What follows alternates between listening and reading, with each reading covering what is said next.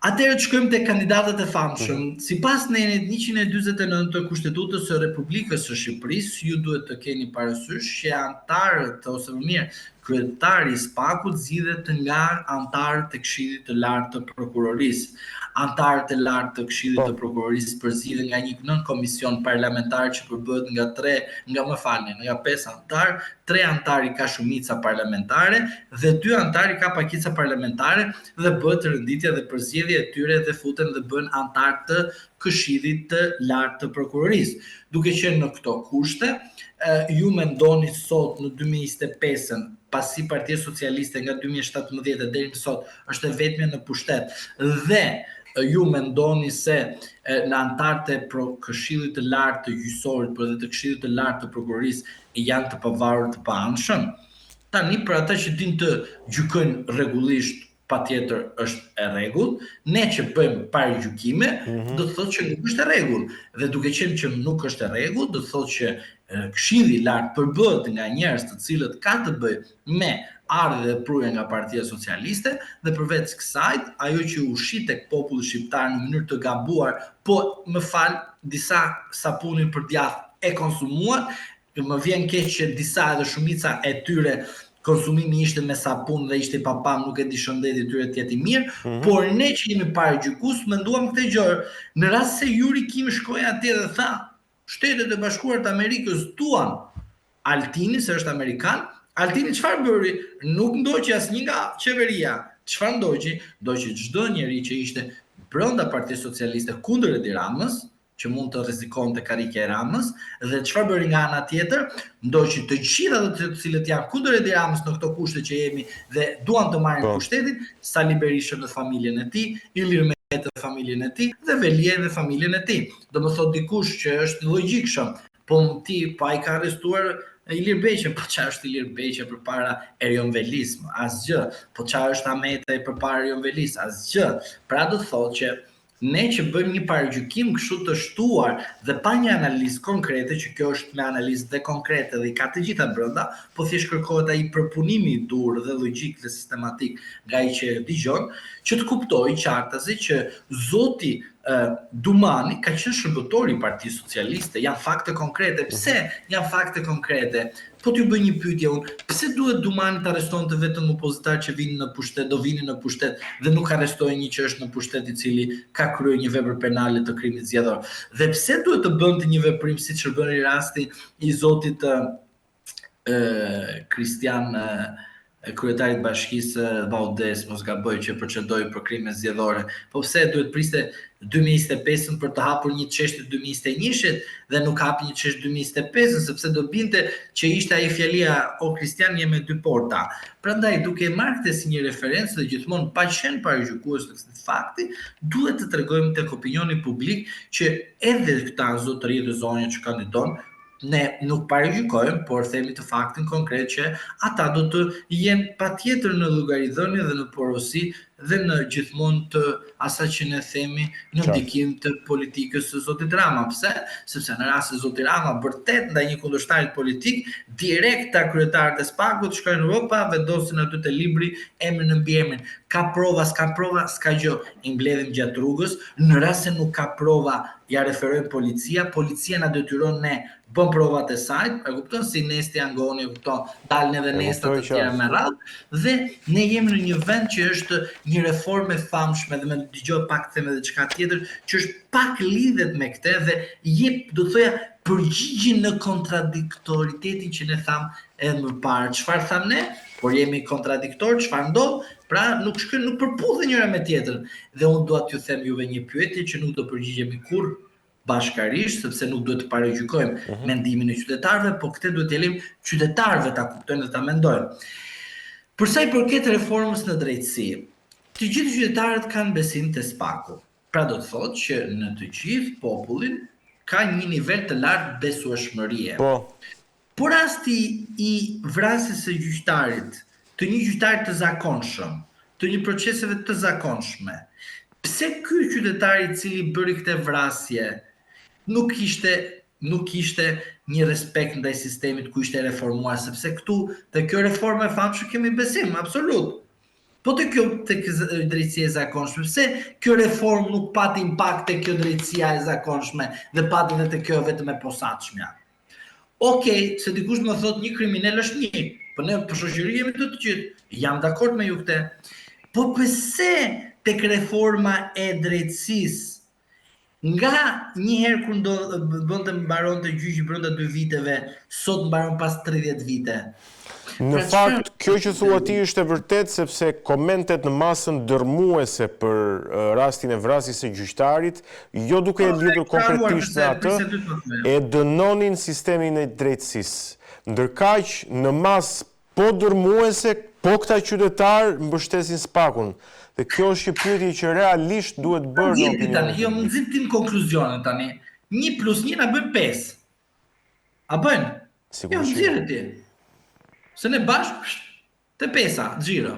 Pra, e kupton tani ç'është ndodhur? Edhe kupton në cilën situatë jemi. Pra, situata është më e rëndë. Pra, është mashtrim publik reforma në drejtësi. Nuk ka nevojë të më thotë Gylseni këtë gjë. Nuk ka nevojë ta thotë ti apo dikush tjetër. Ky është fakt konkret. Pse në një ngjarje të tillë që është e rëndë për publikun, që është e rëndë edhe për ata që krenoheshin për vrasjen e gjyqtarit dhe duan na therin të gjithë, na copten të gjithë. Është më rëndë për ata se për ata është që do i shkojë kanoset e rreziku, jo te ne. Por puna është këtu, që ajo që ndodh në këtë vend është e tmerrshme. Çfarë bën në vend të perceptojmë gjërat dhe ngjarjet ashtu siç duhet, të jemi konkret ashtu siç duhet për çdo gjë në raport gjithmonë me të vërtetën dhe drejtësi, kemi të bëjmë me një anomali. Kush është anomalia, zotri? Ka fol dikush kundër ambasadorëve? Asnjëri s'ja mban. Thot për ndaj ambasador që ka qenë këtu biznesmen. Ka fol dikush për rastin konkret, për vrasjen e këtij gjyqtarit, pse ka ndodhur vrasja? Ka zbardhur dikush transparencë që mosmarrveshja civile që ishte? Kush ishte në të vërtet fitues të atij gjyqi? Ka thënë dikush diçka? Asnjë s'ka thënë. Çdo gjë është mbajtur në sekret. Tani, vim edhe themi një analizë tjetër, që është e rëndësishme. Zotri, ka pi nga mes deri ndar kafe me Sorosin Sali Berisha para se të shpatën në ngrada? Unë besoj se po. Tani, që prishim marrëveshjen me Sorosin Sali Berisha, duhet unë, që s'kam lidhje fare me PD-n as me Saliun, duhet unë tani të ndryshoj rrotën time e të godas nga mes deri ndar Sorosin. Ç'u lidhje kam unë me Sorosin si individ, ta godas? Pse unë duhet të zgjohem tani nga gjumi dhe them çfarë të mendoj unë që të godas Sorosin, kur Sali Berisha, Edi Rama, Ilir Meta, edhe të tjerë që janë nga mrapa, nga mes deri ndar takonin sorosianët djathtas majtas, edhe i privilegjonin. Mos të them me raste konkrete, se s'do kemi kohë dhe jam i bindur që s'do kesh kohë. Për ta përmbledhur avash avash. Që të bëjmë një libër bashkë, ngadalë, her pas here dalim këtu edhe themi ato tona, po të cilat janë të vërteta. Pra, ne sot nuk është, ose unë për shembull, Gylsen Zhllima, nuk është se jam kundër sistemit të drejtësisë. Nuk jam kundër reformës të drejtësisë, por mekanizmi që është përdorur nga klasa politike kundër drejtësisë dhe mënyrës së hetimit të gjyqtarëve, prokurorëve për pasurinë, për integritetin, paragjykoi dhe vendosi tek qytetari që të jetë mosbesues ndaj sistemit të drejtësisë, të cilët e kemi normuar në kushtetutë. Edhe te ty unë e kam thënë, tek ne 179 të kushtetutës, që kur në kushtetutë nuk vendosin fjalën të rikthejmë besimin tek publiku për shkak të reformës në drejtësisë. Dhe kemi vendosur në kushtetutë. Ai qytetari që bëri atë veprim të dënueshëm, të keq, të papranueshëm, ai u frymëzua nga kjo do të thoya karamela e radhës, që çfarë? Nga karamela që tha që ne po i pastrojmë këta. Po mirë, ky që vrau ai ishte i pastruar. Pse i pastruar? Se i kishin bërë vettingun. Qartë, kishte kaluar vettingun. Na kishte dalë i pastër. Dhe ky që ka dalë i pastër, me pastërtinë e figurës, me pastërtinë e parave, me pastërtinë e profesionalizmit të tij, shkoi një djalë 30 vjeçar, që do kalbet aty kot aty, do nga mes deri ndar, edhe çfarë ndodh, prapë do paguhet nga taksat tona, e kupton tani? Qartë. Bën ky veprim vepër penale dhe ne do pagojmë këtë tyrikim, pagojmë ato budalliqe që ka çuar atje anijet në Vlorë, këtu ky që vret gjyqtarin të paguhet me taksat tona, e kupton? Pra ky është shteti së drejtës, tani do s'do di, por kjo është e vërteta. Por ajo që unë dua të analizoj dhe të them dhe ta konkludojmë dhe ta përmbledhim tani të gjithë këte që nisëm, unë dua t'ju them juve që reforma në drejtësi ka dështuar në momentin kur është normuar. Një kjo. 2. Gjyqësori nuk është se nuk ka siguri, gjyqësori është se ka terrorizëm nga kryeministri.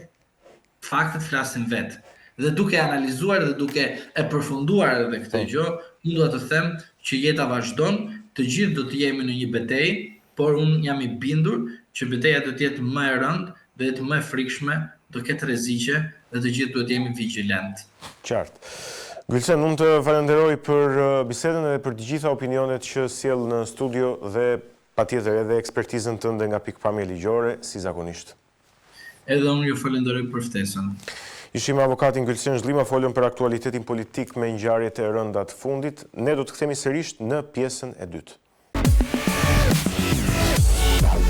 Jemi rikthyer në pjesën e dytë, do të flasim tani për zgjedhjet vendore në Kosovë.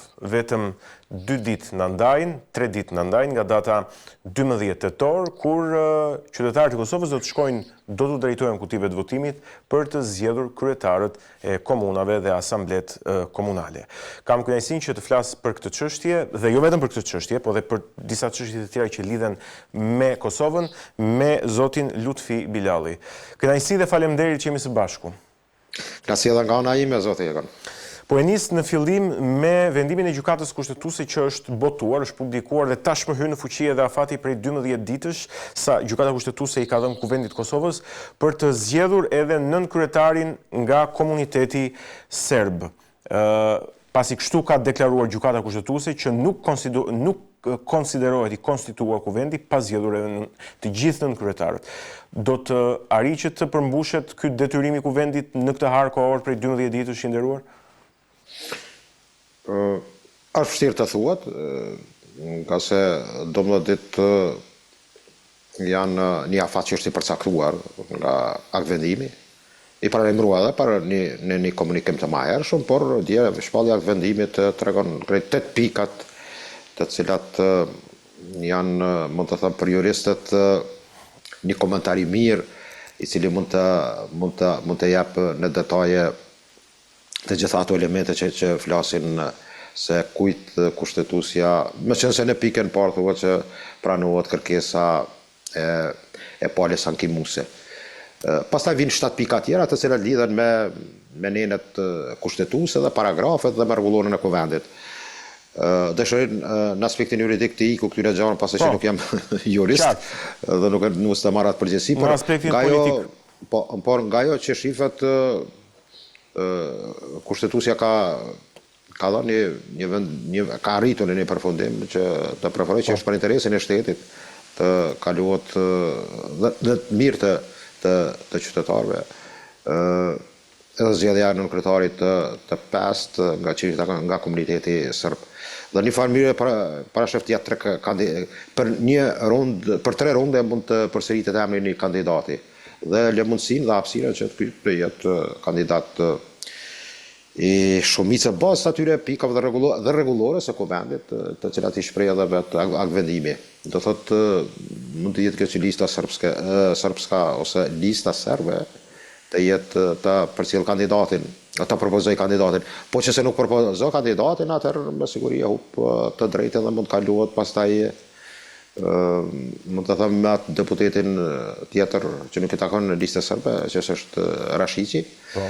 Por mendoj për situatën në të cilën mund të ju pyetet do ketë prap prolongim dhe një lloj bllokade.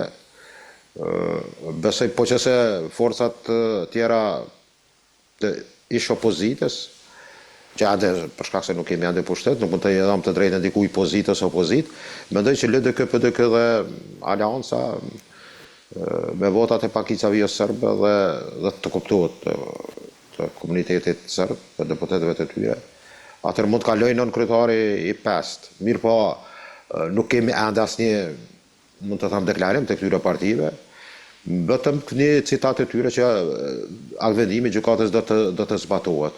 Tash marrja pjesë në votim, nën kupton, detyron kushtetuesja me për, abstenim apo kundër. Dhe kjo, mund të them që të jem shumë i shkurtër, mendoj që kjo varet nga vullneti i partive shqiptare në këtë rast, partive politike, dhe mendoj që do him në një riciklim prap i cili nuk na shoh çdo gjë kunde. Dhe kjo do jetë problematike të thet me precizitet. Zotër Lori, do kemi ende zhagitja, apo do kemi një zgjedhje të nënkryetarit të 5 i cili atër përfundon dhe konstituohet normalisht kuvendi me të cilin akt vendimi i gjykatës kushtetuese parashesi jo të konstituuar pas zgjedhjes në nënkryetarit 5. Qartë, por kjo mund të bëhet një shkak që kriza politike të vijojë edhe pas këtyre 12 ditëve. Do kemi një krizë të tillë, mendoj që të gjitha këto janë duke shkaktuar me një strategji politike e cila po shihet qartas. Më duket që vendi tash ka hyrë në fazën ta quaj para përgatitjeve se kur mund të kemi zgjedhje në dhjetor apo në janar të vitit të ardhshëm, zgjedhje parlamentare. Dhe të gjitha por ndryshe do të ngelet edhe me rastin e presidentes. Me siguri, presidentja, por një pyetje që do ashtroj, një sugjerim, një kërkesë nga kushtetuesja, do vendos pastaj që pas 12 ditëve do jetë një situatë krejt ndryshe kur do shohim se vendi të shkojë në zgjedhjen në dhjetor të këtij viti bashkë me zgjedhjet e ballotazhit për kryetar komunash, apo do kemi zgjedhjen në janar eventualisht në shkurt. Si mban qejf, ky shkurti tani në Kosovë është i rezervuar për zgjedhje parlamentare, me sa duket. Dhe mund të vim në një situatë të tillë që të provohen edhe një herë forcat politike, meqense nuk mendoj që do kemi ndonjë ndryshim të madh. Mirë po atëherë do kemi një solucion mes partisë së parë, dytë apo tretë, një koalicion që mund të arsyetohet në militantët e partive të krahut apo njërit apo tjetrit, për arsye se ne metëm në këtë gërgj dhe nuk mund të ikun koalicionit me ata që kanë qenë të përbëtuar që nuk do bëjnë koalicion.